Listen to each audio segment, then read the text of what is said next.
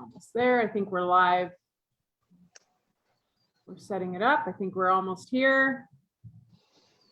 Give people a few seconds. Okay, we are live. Hi, everybody. We'll give people a few seconds to join while I wait for everybody to join in so I can manage a few comments. I know we're a few minutes late. Thank you to technology. We're supposed to start at 6 o'clock. I see that it's 6:06. It's January 21st, 2022.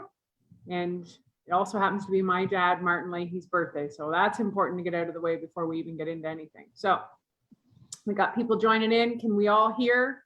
Just give me a thumbs up that the audio is all right, that you have a good enough connection. Everybody's here. People are logging on. Fantastic. Okay, thanks so much, guys. Michelle Ferrari here, Member of Parliament for Peterborough Kawartha. Shadow Minister, obviously, as well for tourism. But today, what we're going to be doing is we're joined with Melissa Lantsman. I'm going to give you guys a little view of who I have on here with me, so you can wave as I introduce you guys. Melissa Lantsman, she's the MP for Thornhill and Shadow Minister of Transport. And we have Shelly Walker, CEO of the Women's Trucking Federation of Canada, who's been in the trucking industry for over 32 years. So this is a pretty serious and tough conversation, and I think it's important that we have it because it is going to directly impact every one of us. And so there's been a lot of concern about supply chain management and the looming threat of food and medical supply shortages because of the Liberal government's vaccine mandate for truckers. And I know a lot of you don't like to talk about politics, but this is one time where you got to perk up your ears and you got to pay attention because it's going to impact what's on your shelves and what's coming to you. So we're going to break it down for the people today on how this is going to impact you and your family, and most importantly, what you can do about it. We do have a call to action for all of you today and how you can be a part of this and help reverse this. Shelly, I want to start with you. You have said that on a scale of 1 to 10, in terms of how serious this is, you say a 10.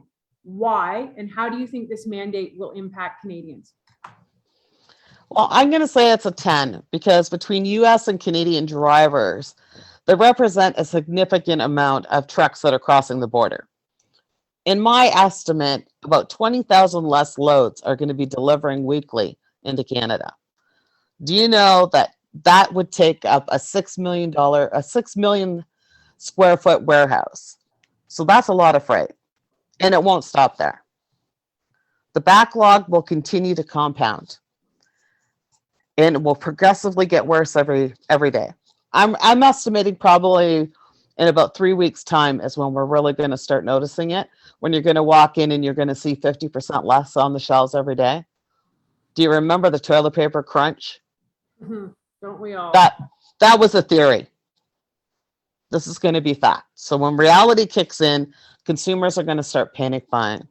So if we're going to do anything, we need to do it. We need to step in and we need to act now before this becomes a reality. So I'm just going to jump in here because we do have a call to action, and we'll get this petition posted. We need you to sign a petition so we can press the government to reverse this. You're going to hear a lot more from Shelly on how this is going to affect you.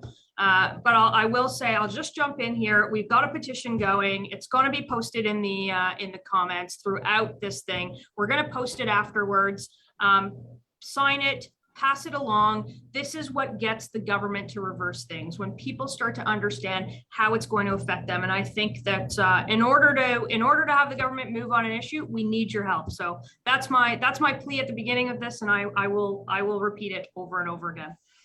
She's good at getting her message across, which is fantastic. And we're going to talk to Melissa a little bit about the policy around this, because there has been some question about why aren't you guys called an emergency meeting? How does this all work? What is the policy and procedure of the politics in particular? So we're going to touch on that as well. But before we do, I want to know, Shelly, do you have sort of I know you said that 6 million square foot building, which is unbelievable, but do you have any kind of hard numbers of what we would see in terms of shortages or truck driver shortages? I know truck drivers were already there was already a shortage in that industry to begin with. What will this vaccine mandate do to that industry and consequently our food and medical supplies and stuff? Well, right now it's estimated that there's 16,000 Canadian cross-border drivers who are not vaccinated and over 40,000 US drivers that are currently not vaccinated. So it's estimated that, well, in total, 21,332 less cross-border drivers are going to be removed collectively. And you have to understand, people, the trucks move everything from pharma to food to cleaning supplies to clothing to furniture. So it's just not food. Trucks move everything. So we know that this basically, if you have food on your shelf, if you have medical supplies, you have clothing, it's a trucker that you're thanking for this. That's right. That's the reality. Everything comes on a truck.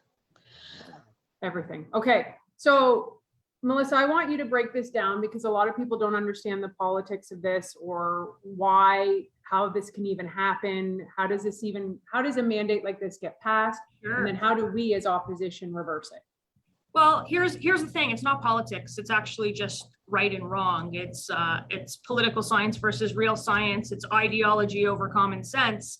The government imposed a mandate as of last Saturday on cross-border trucking. That means that you can't drive over the border if you're not vaccinated.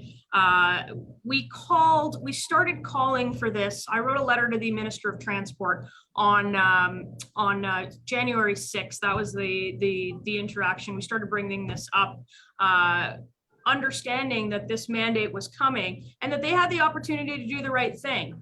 And so last week we were a bit confused because we thought for a moment they did the right thing.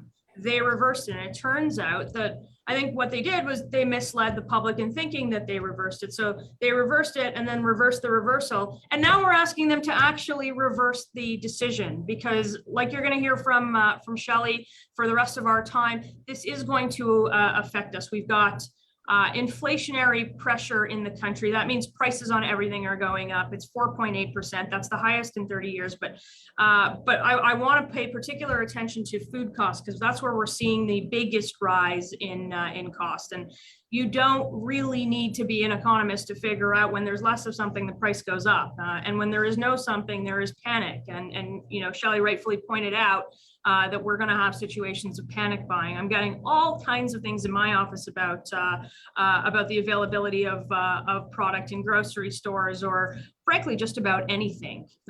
So if you can get your hands on anything. So what we're doing is we are continuing to push on this issue. We want the government to do the right thing. Believe me, if they reverse this decision, I will be the first to congratulate them. There's no need, this is not politics. It's not about victory laps. It's about doing the right thing for Canadians at a time where we need it most. There's already a crunch in this sector. We all have heard about the supply chain issues and our ability to get our hands on things, and that only makes it more difficult when we have this mandate in frankly an industry that has shown to have low transmission rates, virtually almost no contact with people. I think we are seeing an ideological push for something rather than, again, common sense that's going to be good and right for Canadians. Yeah, and I think that was the point I wanted to ask you, because it doesn't really make a lot of sense. If this is going to have the catastrophic consequences that we're talking about, why would a government make this decision? I think, Shelly, do you have a theory on that? I really don't have a theory on it. I don't understand it. I watched the mandates come in for healthcare and other sectors, and I really just had to sit back and shake my head as to what was going to happen, right? When you put people in that choice of my job or my beliefs, right? It doesn't make for a good situation for anyone. I think from this country, we are seeing out of step restrictions on travel, on cross-border travel.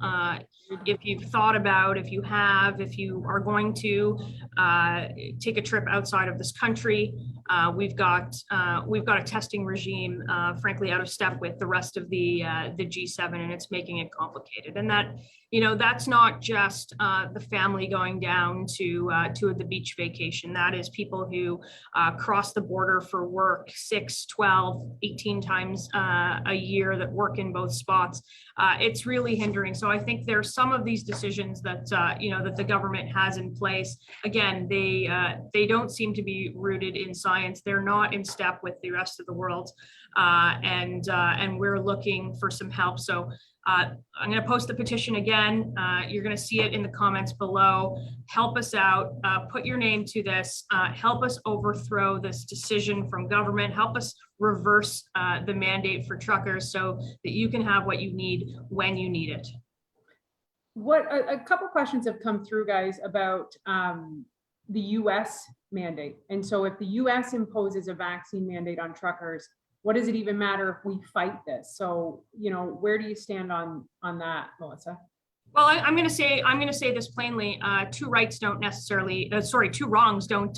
make a right. And what I will say is that we are far more dependent, particularly on our food supply. 60–70% of our food comes from the US. I'm not sure that we should be taking cues from the US. I think we've seen a prime minister lose on lumber. I think we've seen a prime minister lose on energy. I think we have had a particularly difficult trade relationship with the new administration in the US. So aside from the US, Canada can make the right decision. Canada can do right by its citizens, making sure that we have what we need. And the cross-border mandate is just one of them. If we fix things on our side, we will be better served. There will be food and grocery stores. We can keep the costs lower than they already are. There's been a lot of talk about, oh, why should truckers get special treatment, Shelly, or, what safety measures do truckers have in place to ensure that balance of public health? Because I think that's an important message we want to get across. This isn't that truckers don't care about public health and safety. They're taking necessary precautions. Is that right? That's right. You have to remember, at the start of this pandemic, drivers had nothing available to them right away. So they didn't have hand sanitizer, they didn't have wipes, they didn't have gloves, they had none of it. It was a big learning curve for drivers and carriers. As we've progressed, we have changed. Our industry used to be very much a paper industry still. I remember getting a wad of bills like this thick. Nowadays, it's all electronic. So we are not going into many shippers or receivers. In the rare instance where it's still paper, you're leaving a bill in the back of the trailer going into the dock. So, other than talking to customs, a fuel stop and stuff like that, drivers are isolated and alone in their trucks like we've always been. And we have to remember that drivers kept doing what they've done all along. They kept moving and kept the economy moving forward. So I think I want to circle back to the petition and wrap up here, because I don't want to instill panic. That's one thing I think that doesn't work for anybody, is fear. Yeah. And I think that's actually been a tactic from the Liberal government, to be honest with you, is to create fear in people. And I don't think it makes people make good decisions. And so I don't want to instill fear in people, but I want them to understand that this is a very serious issue that can impact everything in your life. It comes down to each Canadian. So Melissa, I want you to, tell them the process of why signing this petition even matters. Look, we put this petition out earlier today just to make sure that it worked for this. We're in the thousands now in terms of signatures. We've got to make sure that the government knows that they are on the wrong side of this issue. We've got to make sure that we put the pressure on them to reverse it. That's what the opposition does. We try to lead. With the best decisions possible for all Canadians. And like Michelle said, we want to make sure that we're protecting our supply chains. We're going to build more resilient supply chains in the future. But right now, in the situation, we know that there is an issue. We can fix it with a simple reversal. And again, if you sign the petition, help us out. Bring your voice to this conversation, and understand that it's going to affect all Canadians. I want to thank both you ladies for being on here today. Shelly, thank you very much. And I think truckers are one of those silent heroes that often don't get any attention until something like this happens. And then all of a sudden, hey, wait a second. So take a minute, thank a trucker, I think would be a really great sentiment to take away from this. And by signing that petition, I think you are thanking a trucker. And let's get back to a place of respect and tolerance and moving forward as a country and learning to live with this. And, great job to Melissa and your role as Shadow Minister for Transport and working with these groups to get their message heard. Give it up for Shelly. Shelly, Thanks, ladies. next time we'll reverse a big 18-wheeler. You got it. All right. Thanks a lot, ladies. Have a great night. You too.